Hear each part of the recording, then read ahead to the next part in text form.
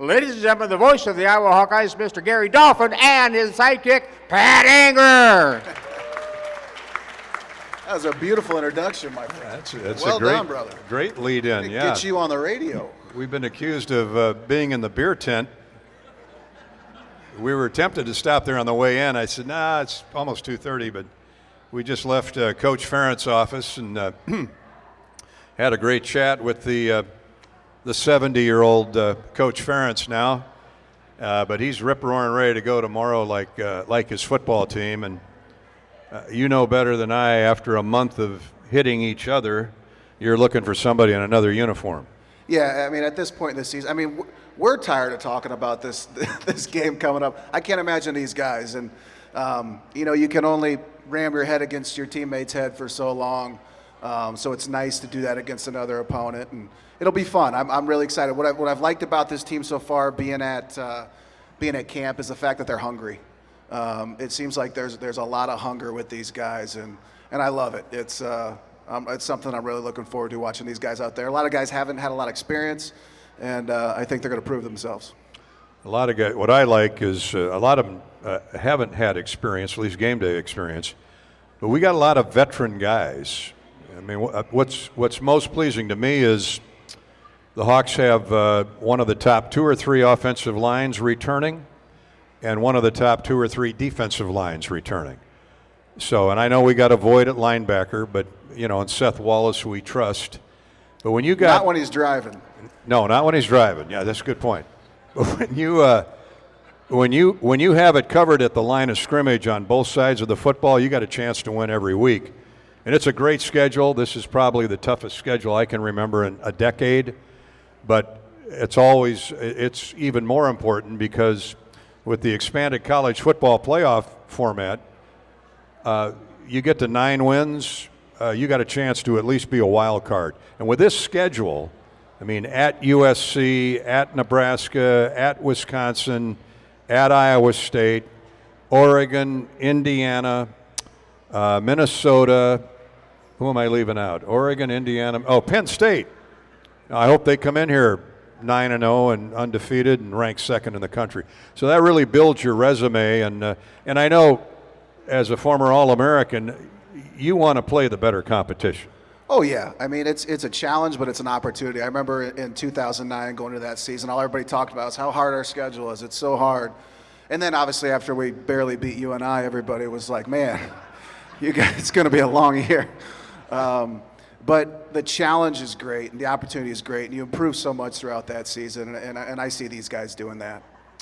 When Logan Jones decided to come back this year, to me that changed everything. Is he Tyler Linderbaum? Maybe not quite. Better but looking, I think. He's got a chance to get there. What? But way better looking than Linderbaum, I'd say. Well, Tyler's got a nice looking mug. He's got enough money to where he's good looking. I mean, they're both great wrestlers. And then Jennings Dunker, he's a little south of being psychotic at right tackle. Yeah. I mean, the red hair. He got rid of the mullet, I think. Oh, how did I miss that? You're hiding behind the lady in front of you there, I know. How can you be German Irish? Huh? You got a little German in you as well as Irish, huh? I think you're more Irish than German, though. Huh? That begs the line. There's 3 kinds of people in this world: those who can count and those who can't. Think about that. I grew up in Cascade. That's a drinking town with a small farming problem, but we're working our way through it. So. And the Bettendorf Bulldog here. So we're revved up. We're fired up for a new year. Coming out of last year, when you think of all the close games, and nothing against our quarterbacks from the past couple years, but this kid is the real deal now up under center, Logan Jones. So you got a great center snapping to a national champion quarterback in Gronowski. And when you talk, I saw maybe a handful of practices this fall, watched a couple others on the computer. When you talk to the players and you ask them about Mark Gronowski, the first word most of them, 90% of them came up with is he's a leader. a leader. And boy, how important is that in your quarterback? Yeah, and Coach mentioned it, and we noticed it too, he's a leader, but he doesn't have an ego. He looks like he's got an ego. He's got the blonde, perfect hair. You know, he looks really good. He looks like the typical quarterback you would think that would be like the bad guy in a movie. But he really is. He really is a good man, and you guys are going to love him. You're going to love following him. Heck of a golfer. And the one thing that you think about with him, I know he's the quarterback, but he came in injured, came in late, didn't do spring ball, but he's worked his way up to gain his teammates' trust to be team captain. Like, that says a lot about him. Yeah, and, for sure. Guy's a winner too. Is he 49-6? 49-6. What I like about him is he knows where the end zone is. He scored 133 touchdowns in his career. It's 5 years. He's won 2 national championships. And I don't care what level you're playing at. You win 2 national championships, you're pretty good. I mean, when Coach McCullum got hired in basketball, and the four national championships that he won at Northwest Missouri, the first you could predict it. Well, yeah, but that was Division II. I said, let me tell you something, son. I covered Bo Ryan up in Dubuque when he was at UW Platteville. He won 4 Division III championships at UW Platteville. How did that work out for Bo Ryan? Pretty good, didn't it? Goes on to Wisconsin, had him in at least 2 Final Fours, maybe 3. So the point in that is, you ask any coach, if you're coaching a Division II or Division III, you have less resources than you have at Division I, and you still win national championships. So Beth Getz has had a busy offseason with coaching hires, and with Kirk Ferentz, I'm happy to say he's still here, and he doesn't show any signs of giving up. I mentioned the offensive line. The defensive line, a little thin at tackle, but we have Aaron Graves at defensive tackle. And he's a mauler, he's an assassin. And then 2 great defensive ends on either side of him, and Ethan Herkett and Mad Max Llewellyn. Those 3 guys had north of 6.5 sacks apiece last year. So our pass rush will be just fine. Linebackers, we've got some guys you're not familiar with. Carson Shire, those had a tremendous spring and fall camp. He started a lot of games last year, played a lot of games last year. They brought Jackson Rexroth down from a safety to the Leo, to the linebacker position. And then they'll bring in guys like Cohen Ontringer and Zach Lutmer at the cash. And so I think they'll be fine. In the middle, you're either going to see Jaden. They've got 2 Jadens, Jaden Harrell and Jaden Montgomery. Well, that's Jaden good. Harrell We're not will gonna start. mess that up. Pardon? That's good. We're not going to mess that up. No, hey, Jaden, no, we on the can't tackle. screw that up. Yeah. Hey, Jaden made the tackle. Yeah. Which one? Harrell is bigger, more size than Montgomery, but Jaden Montgomery's a legacy player. His dad, Jerry Montgomery, was here when Hayden was about to go and Kirk was about to come in. And Jerry Montgomery is the defensive line coach with the Green Bay Packers. How do you think he feels about Micah Parsons now going to the Green Bay Packers in that blockbuster trade with Dallas? Really? That's a heck of a move. But you can bet Jerry Montgomery has had a lot of conversations with his son in the spring and summer and here in the fall. I think we'll be just fine at linebacker. And if any of those 3 falter, we've got 3 maulers, redshirt freshmen behind them that we've all are waiting to watch and see them build on their future. And that's all 3 Iowa kids, all 3 Iowa farm boys. Preston Reese out of Monticello is a lot like this guy in terms of strength, tenacity, get after it. Good looking and smart. I guess I missed the looks thing. Dang it. I thought that's what where you're going. Cam Buffington, is that a linebacker name or not? Cam Buffington. He's from Jess Settle's hometown, down the road in Winfield. And then Derek Montross from Williamsburg. I mean, hell, when's the last time we had a good football player from Williamsburg? Really? Let me see. Austin Blythe, as Ed Podolak would call him, Cajun Weejan. Cajun Weejan. So, we got the next great one from Williamsburg, and Derek Montross. So those three have been chewing through nails wanting to get on the field. So they got to bide their time a little bit longer. But, linebackers are a little edgy group anyway. They don't have a lot of patience. Yeah, you got to be a little messed up to be a linebacker. The one thing that I like about these guys that are coming in, and they're all juniors, seniors at linebacker, the guys that are top of the depth chart, they've been behind amazing linebackers. They've been behind Jay Higgins and Jack Campbell. They've learned from literally the best. There's things that both those guys did, Jay and Jack, that I could never do, even when I was getting paid to do it. So these guys, not a lot of experience, but I'm sure they got a lot of knowledge. And I've been on Carson Shire. I realized they didn't, when I went to practice, I assumed 43 was retired, but apparently they're thinking about hanging it up next to Cal Jones' number 43, but they put it up in the can't bathroom. quite get it up in the men's room. Yeah.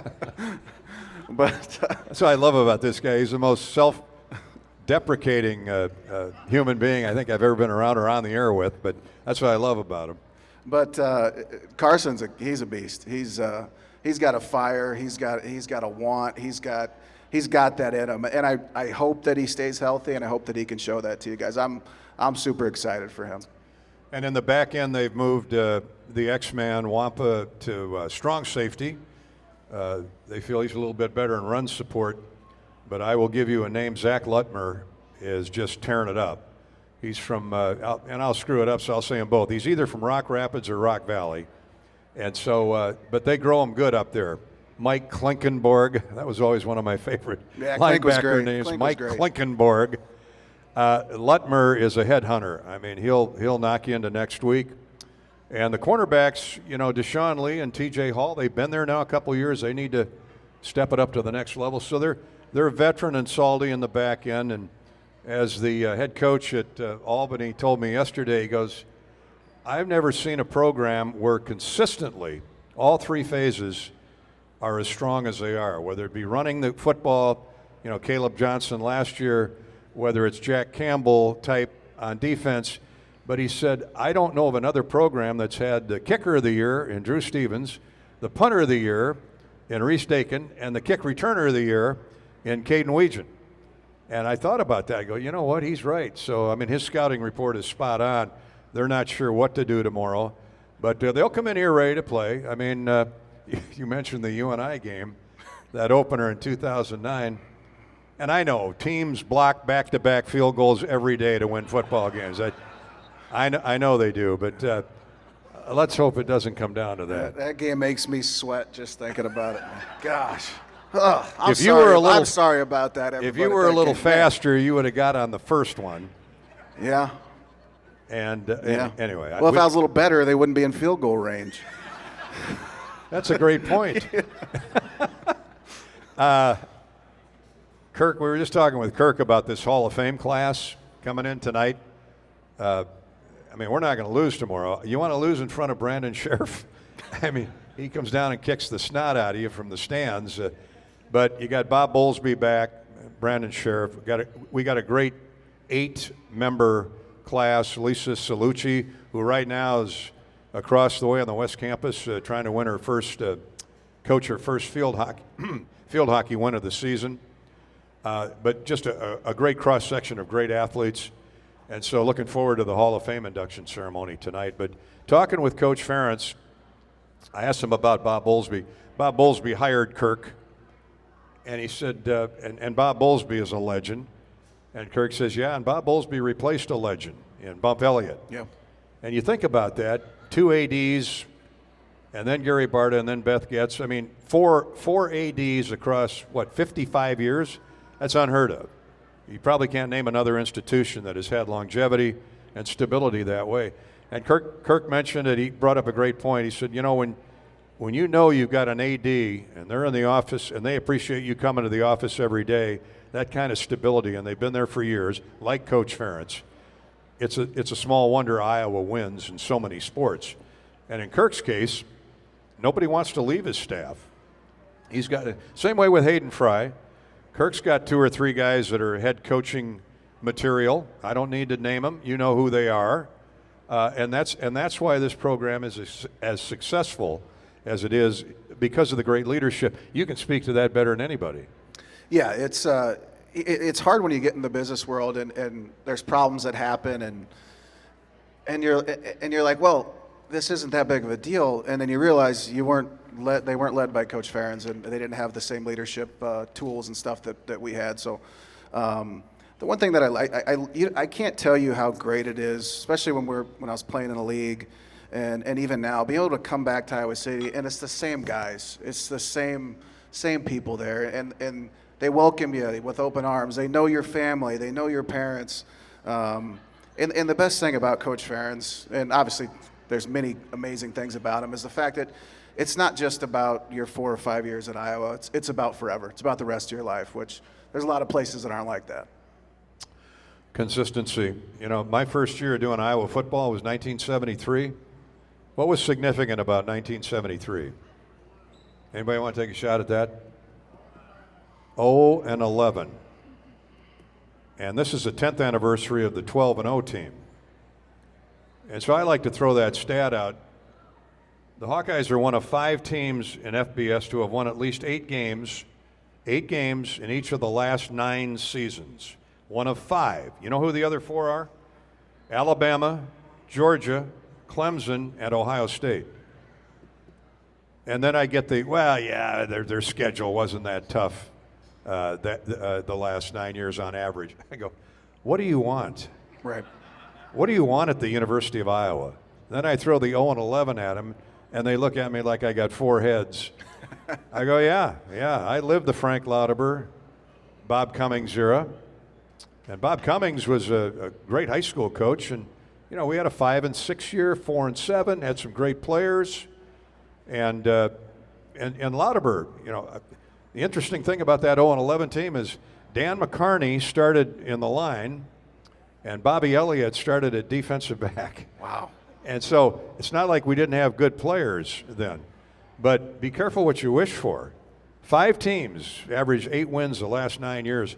Iowa's one of them. So I'm very proud of what Coach Ferentz has done, and I know you all are. So closing comments, and we'll take some questions. No, I'm ready to go. I'm fired up. I'm looking forward to it. Can't wait. Go 2 years without saying anything terrible on the radio. I'm excited about that.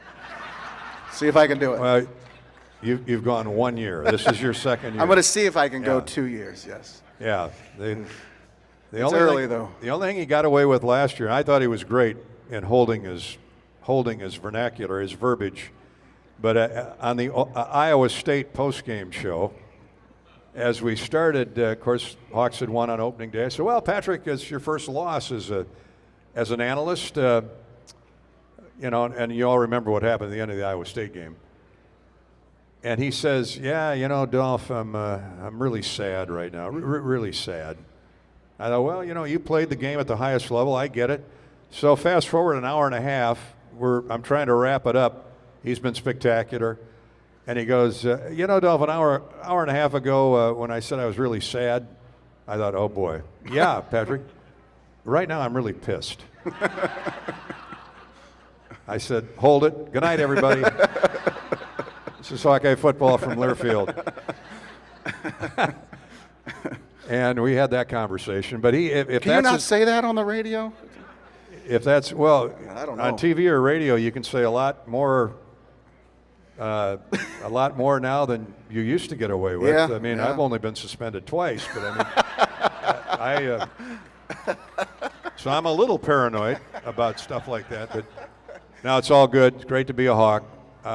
Just a quick scouting report. I won't bore you with what we've been looking at all week, but they have, I think, 55 transfers on their roster, north of 50 at Albany, the Great Danes. And, you know, that's not totally unusual at the FCS label. And you know why, with the world we live in now, NIL transfer portal, the Division I schools, or FBS, will come in and pluck your best players off the Northern Iowa, Albany, Delaware Blue Hens, Towson rosters, and you got to go out and find replacements. There's a great article with the Northern Illinois head coach, and they've had a terrific program. And he thinks a lot like Kirk Ferentz. He said, I'm going to go out and get the 2 and 3 stars. We're going to build them up with our strength and conditioning program and then convince them to stay 2 or 3 years. Well, a lot of kids, when you wave the big bucks in front of them, the better players are going to go. And that's what they face in the MAC and the Mountain West and the FCS level. So that's why they have a wholesale transfer group coming in. Their quarterback is solid. He was at Old Dominion, great program. He was at Buffalo, and now he's at Albany. They have a really good linebacker who is the leader of that program. He's a captain. His name is Ron Holmes. He's a senior. In fact, their 2 outside linebackers are their best players on defense. Now, they got, as Podolak used to say, they got a lot of 300-pound Blutos in the offensive line and a lot of guys 280, 290 in the defensive front. But we don't think they're the equal of what we have at Iowa. So, again, I bring up the defensive line, offensive line. You used to have to go after some of the great offensive linemen in the pros and in the Big Ten. When you've got a veteran, salty offensive line, which is what Iowa has, that zone run scheme, that inside runs, somebody said, who's our next Caleb Johnson? Who knew Caleb Johnson a year ago? Yeah, one guy. I knew him too, but as a friend, I didn't know he was going to run for 23 touchdowns and 1,500 yards. Who knew who Josie Jewell or James Morris was? Great high school players. Jack Campbell came in here with nice headlines out of Cedar Falls, but nobody thought Jack Campbell would be what he became. So we've got, Moulton, Patterson, Ty Washington. We've got the best of veteran running backs and the best of youngsters. They got 3 freshmen that are outstanding. They're going to be great. How much playing time they get tomorrow or going forward, we'll see. But I'll give you 2 names. Another X-Man, Xavier Williams, and who's the other one? McNeil. McNeil. Yep. McNeil, Williams. If they get in tomorrow, they're the future of the pro. They're both 5'11", 205 pounds. They're built like Albert Young used to be, a little bit like Tavian Banks.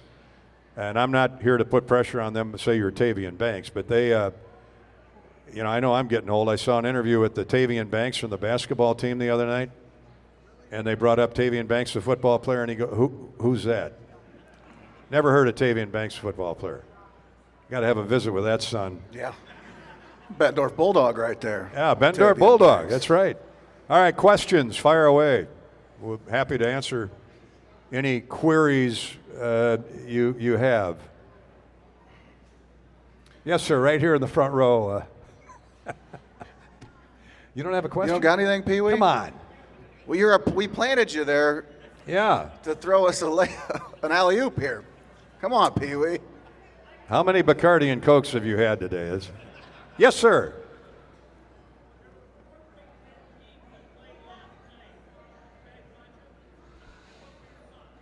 There were 4 Big Ten teams that played last night, and did we watch them, watch the games? I watched bits and pieces of every one of them. Now, I'm not going to watch games that teams that we don't play this year. That doesn't matter to me. But all 4 we play this year. At Rutgers, at Wisconsin, at Nebraska, and Minnesota comes here. I watched mostly the Minnesota game. The Wisconsin game was kind of mundane, really. The Badgers, they lost their quarterback on like the first series. I don't know how bad he got hurt, but Wisconsin shut out Miami. The Minnesota, who did Minnesota play? Was it Ohio? Oh. Who? Buffalo. Rutgers played Ohio. Ohio's really good. And Ohio came back, and Rutgers won that game 34-31 at home. Rutgers, they've got some issues with their defense. Their offense is pretty capable. We go out there.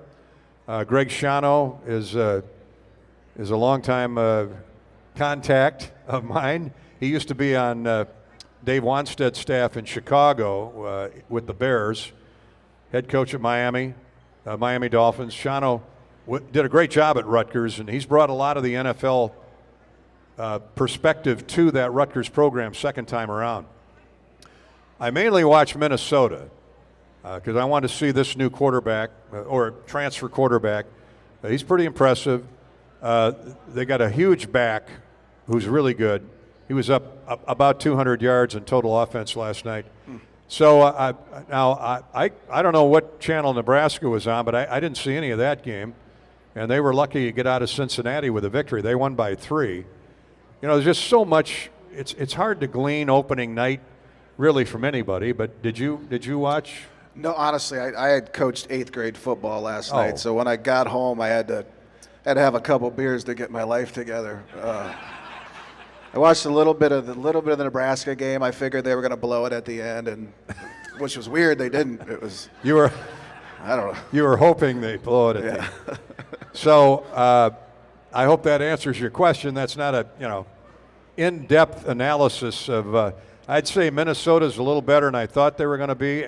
Again, it's one game. Right. Wisconsin has some work to do on offense. They couldn't run the ball. Now they have a lot of moving parts in their offensive line, which is unusual for the Badgers because they usually have great offensive lines. But, Coach Fickle has come in there to try and change the offensive mentality, which is more open than just ground and pound with those great running backs. But I always remember something Hayden Fry told me years ago. He said, Dolph, we get to November, and that ground is rock hard, and that wind's blowing up your butt. You better be able to run the football because you're not going to be able to throw it like you want to. And I think that's caught the Badgers a little bit. They've also had a revolving door at quarterback because of a lot of injuries. But I think as their offensive line gets better, that offense will improve. Rutgers, they have an offense. We should be able to score some points. Nebraska, we should win it at the end. And then who else played? I can't. Who am I missing? Who am I leaving out? Rutgers, Minnesota, Wisconsin. Yeah, I guess I mentioned them all. Okay. Next question. Great job. That was really good by you. You did good. Next question. Yes, sir.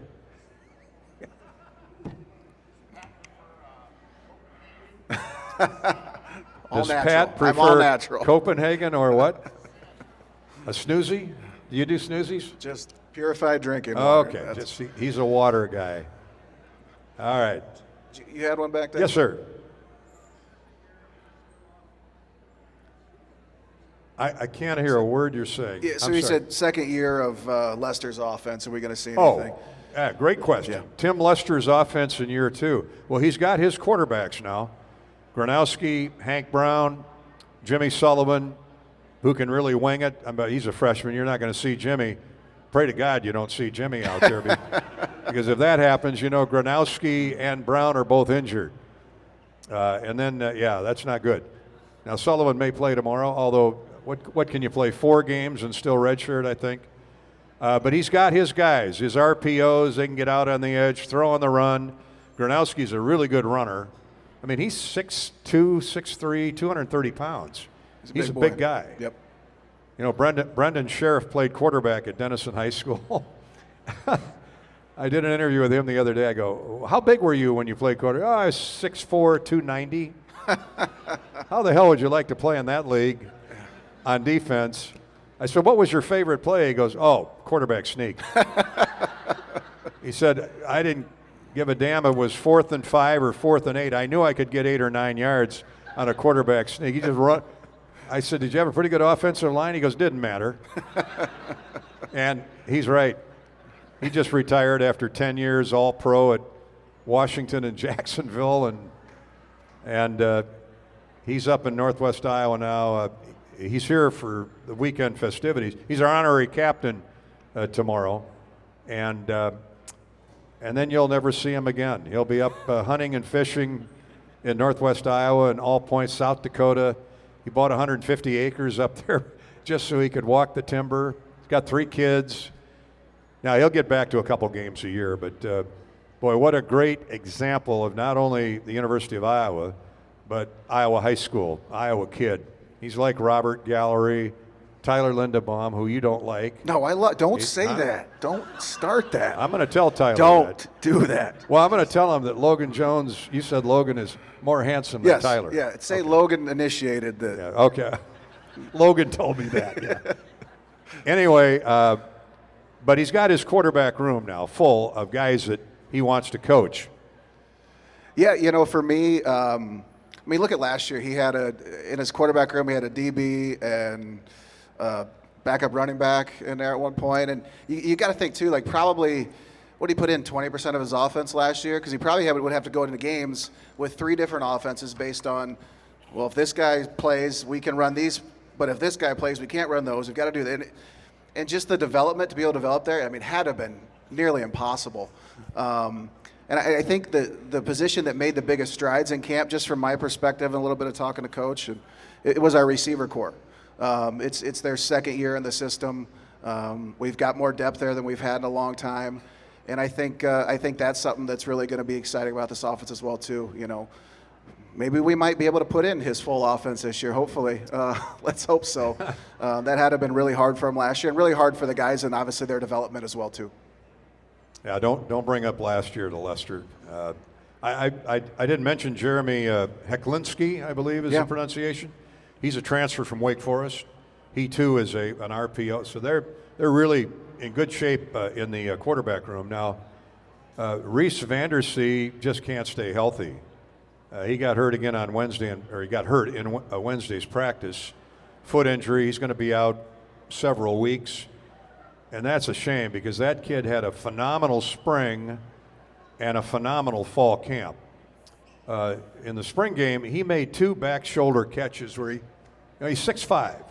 We don't get many 6'5" guys that can catch the ball like big hands. And he pinned them both to his. I'm standing in the end zone at the spring game with Dave Croston, who was one of the greatest offensive tackles in the history of Iowa football. And he turned to me after the second back shoulder catch. He goes, "Who the hell is that?"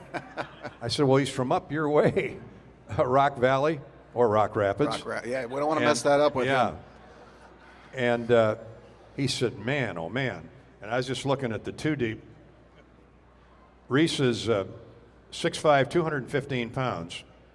Rock Rapids, by the way, Central Lyon High School. And then there's GLR after that. I just love acronyms anymore for these high schools. But so Reese is out for probably 2 to 3 weeks. So Sam Phillips, the Chattanooga transfer, will jump into that spot. Seth Anderson's been hanging around for a couple of years. Jacob Gill led us last year with 35 catches, I think 5 touchdowns. He's the Northwestern transfer. And Caden Weegan. You'll see Caden in the slot. K.J. Parker, who is a redshirt freshman, he's got a lot of ability. Dayton Howard played a lot last year, as did Jarrett Bowie. So this might be the deepest receiver room we've had in a long time. And they're going to have time now to run routes and get open because of that offensive line. So I'm really fired up about the offense. We'll take one more question. Any other injuries? No, not that I know of. No, Reese, I'm just trying to think here I don't think anybody else, They don't live tackle in the fall practices. That's new at Iowa.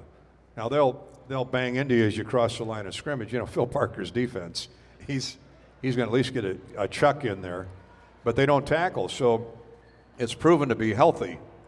And if you watch the spring game, the spring workout, because they did 7-on-7 and 9-on-9, 11-on-11, but they didn't really hit people for good reason. So Reese's injury was just a freak thing. I don't know if he's just turning and twisting, and I was not at that practice. They're healthy as healthy can be, with the exception of Reese Vandersea. The other thing we didn't talk enough about is Reese Dakin. He was on the freshman All-America team last year. The guy had he got better as the year went on with his punting. And that is so important to a defense. Norm Parker used to say, they keep the ball for 13 plays. I'm good with that because they're going to make a mistake eventually. Now, we'd all love 3 and out every time, but when you can pin an opposing offense back inside their own 20, that plays right into a great defense's hands. Oh, 100, and especially when it's in that north end zone. That's a tough spot to be in. But yeah, it's a huge, it's just a huge boost. It's a huge boost from the defensive perspective, and it's just you pin those ears back and you're ready to go. And anytime you can change field position and really put the offense in a better position at the end of the day, it's great. And it's more TV time. I wish we'd put on first down so I could get out there and get some more TV time at linebacker. That's from Pat Angerer. What a great, speaking of great name of a linebacker, Angerer. I asked him one time if that was his real last name. He flipped me the finger. I would never. This is the only guy in pregame warm-ups when our photographer would, this is back when he played now. Back when you could do stuff where there's no social media, you could have fun. Our camera guy would walk through, down on every line in the pregame warm-up because we'd want video for our Sunday night TV show. And he'd get to Angerer, and there was always no matter what the cal was he was doing, he always had enough strength to get the one finger up in the air. So he made me a highlight tape of that and gave it to me for my wedding. It's like 5 minutes of me flipping him the bird. It's really good. I don't think it'll ever go public, but if you don't believe me, I've got an 8x10 framed of him doing that on the wall at the Iron Bar up in Dubuque. Next time you come to Dolph's Iron Bar, take a look at it. It's right by the bar. Perfect. The legendary Jerry Palmer. Jerry Palmer. The best. Who's from Coon Rapids, not Rock Rapids. I remember interviewing him one time, and I said, well, was it Michigan State or Penn State? Oh, gosh. Penn State. It was. Yeah. Where Claiborne blocked the punt and ran it for a touchdown, and the rain and snow's flying. And we kicked Penn State in Happy Valley. I think it was 21-9. And he had like 38 tackles. And so we have him on as our star of the game. And we get down to the end of the game, and I can hear all the hoopla and the hollering, in the background. And I said, Pat, as we let you go, describe that locker room right now. He said, well, Dolph, there's a lot of naked guys walking around in here. And I said, thanks, Pat. Appreciate your time. It was the last time they let me on the radio. Yeah. And now Podolak's eyes are bugging out. Fast forward a few years when he wrapped up his outstanding career with the Colts and the Falcons, and I said, "Hey, man," and he's beat up, his body's had enough, and I said, 2 years in a row, you were the leading tackler in the National Football League. Maybe you finished second one year. 145 tackles one year, 137 the next. And you missed a couple games. He goes, well, the reason I led the league in tackles, Dolph, is first year Peyton Manning was out for the year with a knee injury. The second year Andrew Luck got hurt. He was out for the year. Our damn defense was on the field all the time. That's why I led the league. Well, so he never gives himself credit. The offense sucks. It's good for the stats, but bad on the body. So anyway, great audience as always. Thanks for your questions. We're on the air at 10 a.m. tomorrow for a 12-hour? No, I'm just kidding. Oh, gosh. We're it's on the air. It's going to cut into our nightlife tonight. Our boss is here. He wants to go to a 3-hour pregame show next year. He won't be alive next year at this time if we go. I'm just kidding, Gabe. We have a 2-hour pregame show. We got Matt Randazzo. For those of you familiar with the Quad Cities TV market, Matt was a superstar over there for years. He's going to anchor that first hour. What is it, 5 o'clock? Yeah, so we'll be on the air at 3 tomorrow. And from 4 o'clock on, you'll be able to enjoy his wittisms and his one-liners for the next 5 or 6 hours. And we just, night game, we always hope to make last call. That's all we ask at some place in town. But we won't go downtown Iowa City anymore. That's too dangerous. Yeah. Huh? I've done a lot of I'm not. He I knows. can't go back down there. Never been arrested though, so that's good. You got to have slow friends. And you push them over. Slow friends that wear badges. Yeah. Anyway, we look for a great year. I mean, this schedule is dynamite. If you have a season ticket, you're going to see some unbelievable football. And my deal's always the same. Win your home games. Now you're at 7 wins. And pick off 2 on the road. And hopefully the first one we pick off is next week. And that gives Coach Ferentz the all-time winningest number in the history of the Big Ten. How sweet would that be? But we got tomorrow first, so enjoy the rest of FRYfest. Thank you, guys.